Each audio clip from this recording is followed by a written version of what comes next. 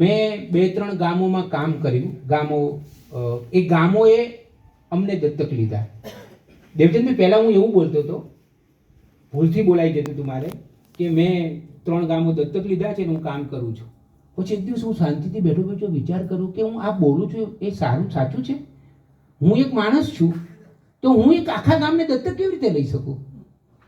પછી હું હવે સુધારીને જ બોલું છું કે 3 ગામોએ અમને દત્તક લીધા. મારી માં, અમે કુલ 5 ભાઈઓ, પણ મારા માતા પિતાની સાથે અમે રહેતા હતા ને ત્યારે હું ભૂલથી કોઈ દિવસ એવું બોલ્યો નથી કે મારા માતા પિતા મારી સાથે રહે છે. એ તો એ વિચારી પણ ના શકાય. માતા પિતાની સાથે હું રહું છું. આપણો કન્સેપ્ટ જ ખોટો છે. ઘણા લોકો એવું કહે કે હા, અમે 4 ભાઈઓ છીએ ને અમારા માતા પિતા અમારી સાથે રહે છે. ઓહ, અચ્છા, તું લાવ્યો તો એમને પૃથ્વી ઉપર? એમના દ્વારા તું આવ્યો છે. અને કોઈ દિવસ ક્યારે બીજ છે એ વૃક્ષથી મોટું કેવી રીતે હોય શકે? બીજ એ બીજ છે. તો 1-2 અનુભવ કહું તમને. એક જયસિંહપુરા નામના ગામમાં હું ગયો અને 25-30 ખેડૂતોની મેં મિટિંગ કરી. પ્રાકૃતિક ખેતીની વાત કરવાની હતી. તો બધાને મેં પૂછ્યું, એટલે મેં કહ્યું, આપણા તે આ કેમિકલવાળી ખેતી ક્યાંથી ઘૂસી ગઈ? મેં તો હું ખેડૂતનો છોકરો છું, મને યાદ નથી કે અમારા ગામમાં યુરિયા આવતું હોય કોઈ દિવસ. મેં એમને કહ્યું એવું. પછી કોઈ કે મેં બધાને પૂછ્યું વારાફરતી, તો કોઈએ કીધું કે મેં 20 વર્ષ પહેલાં શરૂ કરી, કોઈ કે મેં 18 વર્ષ પહેલાં શરૂ કરી. પછી એક ભાઈ બેઠા હતા, એ બોલતા નહોતા, એટલે મેં કહ્યું કે તમે ક્યારે શરૂ કરી? તો કે એણે બહુ મોડી શરૂ કરી. બધા ખેડૂતોએ કીધું કે એણે તો બહુ મોડી શરૂ કરી. તો મેં કહ્યું કેમ મોડી શરૂ કરી? હવે એનું કારણ જબરજસ્ત છે સાહેબ, અકલ્પનીય કારણ છે. એણે મોડી કેમ શરૂ કરી ખબર છે? કે સાહેબ, હું છે ને ભગત છું, આખું ગામ મને ભગત તરીકે ઓળખે છે. જેમ ભગતથી જુઠ્ઠું ના બોલાય, જેમ ભગતથી નોનવેજ ના ખવાય, જેમ ભગતથી દારૂ ના પીવાય, ગુટખા ના ખવાય, એ રીતે ભગતથી કેમિકલવાળી ખેતી પણ ના કરાય. આ આખી વાત મને એટલી બધી રોમાંચકારી લાગી કે સાહેબ, હું અંદરથી થથરી ગયો કે આ ગામડું છે ને, ભારતનું ગામડું આ છે. આ જે છે ને, આ વિચાર, એ ભારતનું સાચું ગામડું છે. આ ગામ, આ જયસિંહપુરા ગામના ખેડૂતની વાત કરી. હવે જયેશભાઈ પટેલે ખેડૂતનું નામ. હવે બીજું બાજુમાં ગામ છે વિનાયકપુરા, એનું બીજું પણ નામ છે હનુમાનિયા. તો એમાં હું ગયો તો પછી મેં કહ્યું કે તમે કેમિકલની ખેતી કેટલા કરો છો ખેડૂતો? ત્યાં મને જે જબરજસ્ત અનુભવ થયો એ તમારી સાથે શેર કરું. એક ખેડૂત કે સાહેબ જો, અમે શરૂઆત કરીને કેમિકલ ખેતીની ત્યારે અમને ખબર હતી કે આ બધું જે પાક થાય છે ને તો ઝેરી હોય છે. એટલે અમે લોકો અમારા માટે જુદું રાખતા જમીન. અમારા ઘર માટે જેટલું જોઈએ ને ઉત્પાદન કરવાનું હોય એ અમે કેમિકલવાળી ખેતી નહોતા કરતા.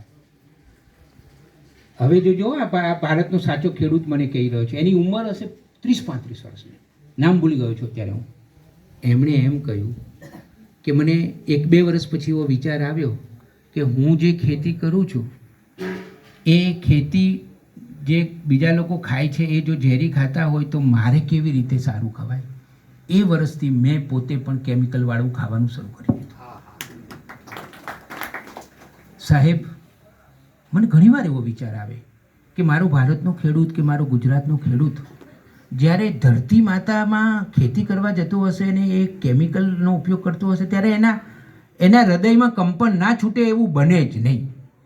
પરિસ્થિતિ એવી વધારે પડતી જોખમી અને લાચારી ભરેલી થઈ ગઈ છે કે કદાચ એની પાસે વિકલ્પ નથી, એટલે આ ન છૂટકે આના તરફ એને વળવું મળે છે. કાં તમે મરી જાઓ અને કાં આ કરો. એ લેવલનો વિકલ્પ આવી જાય, એ લેવલની સ્થિતિ આવી જાય ત્યારે છેવટે એ ન છૂટકે, એનું હૃદય તો કંપતું જ હોય. કારણ કે એ આ સાહેબ, હજારો વર્ષથી આ જે સંસ્કૃતિ છે ને, સનાતન સંસ્કૃતિ, એનો વારસો એને મળેલો છે. આ ધરતીના આમ એ પગે ચાલે ને ત્યારે એમાંથી સ્પંદનો આવે છે. એટલે એવું વિચારી પણ ના શકે. પણ હવે પરિસ્થિતિ ધીમે ધીમે બદલાઈ રહી છે, એ બહુ સારી વાત છે. આખા ગુજરાતમાં પ્રાકૃતિક ખેતી ખૂબ વધી રહી છે. તમારામાંથી પ્રાકૃતિક ખેતી કરતા હોય એવા ખેડૂતો હાથ ઊંચા કરશે? થોડાક લોકો છે.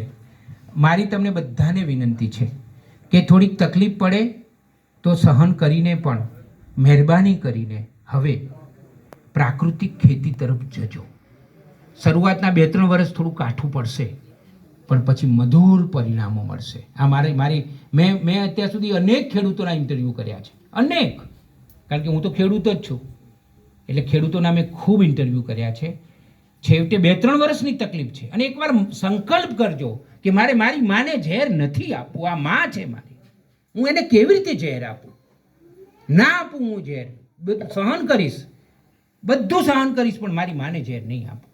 આવો એક જીદ કરજો, અને પછી તમે જોજો 2-3 વર્ષ પછી એવું રિઝલ્ટ આવશે જેની તમે કલ્પના પણ નહીં કરી હોય. હવે છેલ્લે હું એક ગામડાના સરપંચની વાત કરું. સરકાર પાસેથી યોજનાઓનો લાભ દરેક ગામે લેવો જ જોઈએ. હું એક સાથે 2 વસ્તુ તમને કહું છું કે દરેક ગામજનોએ પોતાની શક્તિ ઉપર, પોતાની સંવેદના